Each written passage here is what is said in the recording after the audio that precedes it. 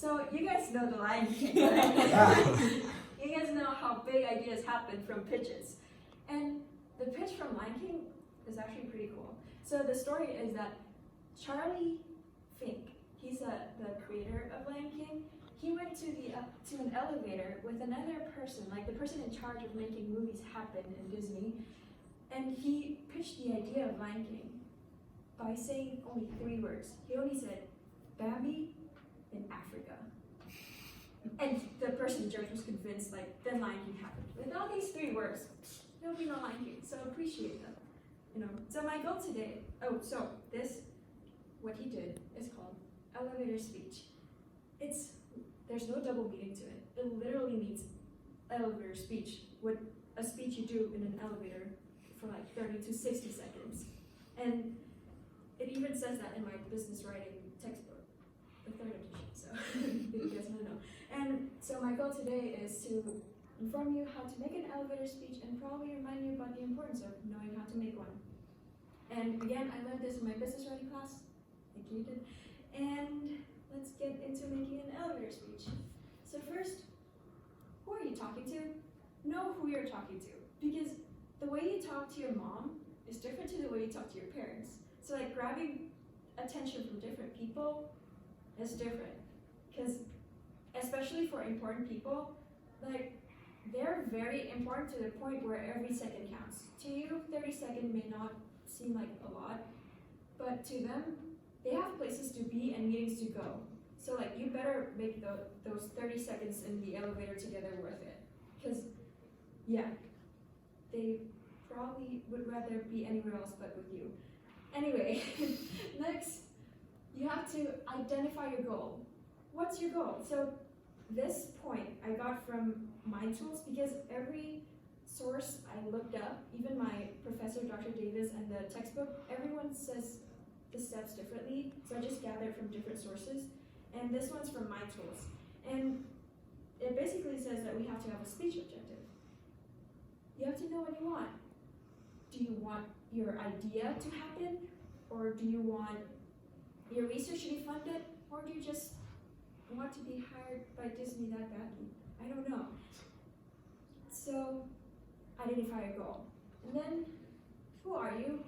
What person doesn't know who you are? You're a complete stranger, and you're a nobody. You're a stranger and you're nobody, and it's a basic human etiquette to introduce yourself to someone you just met. So start with saying your name, like, hi, I'm Zoe, and then explain what you do in like 1 sentence. And what makes you special? Why do they have to remember the name Zoe? Why do they, what makes me different? Because I bet they would have a gajillion other elevator speeches that day too. So why should they remember yours? Yeah. Next, you have to engage with an intriguing question or statement. So again, we have to catch your attention. 30 seconds, we only have 30 seconds. And Steve Jobs actually did this. Engaging, he did it really good. He said to his friend John Scully, he was trying to convince John Scully to leave Pepsi for Apple. And Steve Jobs said, do you really want to spend the rest of your life selling sugared water? Or do you want a chance to change the world? And John Scully left and tried Apple. So that worked. And you can find more about engaging with an intriguing question or statement and about Steve Jobs' quotes in Slidebean. That's where I found it. That's where this point came to be. And another way is to rhyme.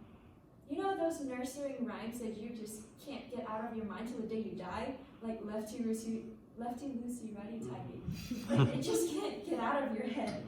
So even though the person you're talking to may not remember your name, at least they can remember your statement or your question, and your face just comes up in their mind.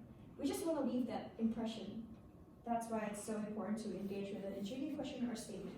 And you can find more about rhyming in a YouTube video I found.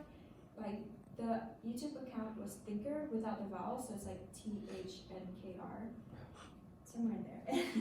And lastly, practice, practice, practice, practice, practice. I cannot stress this enough, because people with big ideas tend to ramble because they really want the other person to understand what they're doing is important. That their idea could solve world hunger even. And they really want the other person to understand, and 30 seconds is not enough for that, but that's why you need practice. And the people that can make that happen only have 30 seconds for you in the elevator. So remember the word KISS. It stands for Keep It Simple and Short.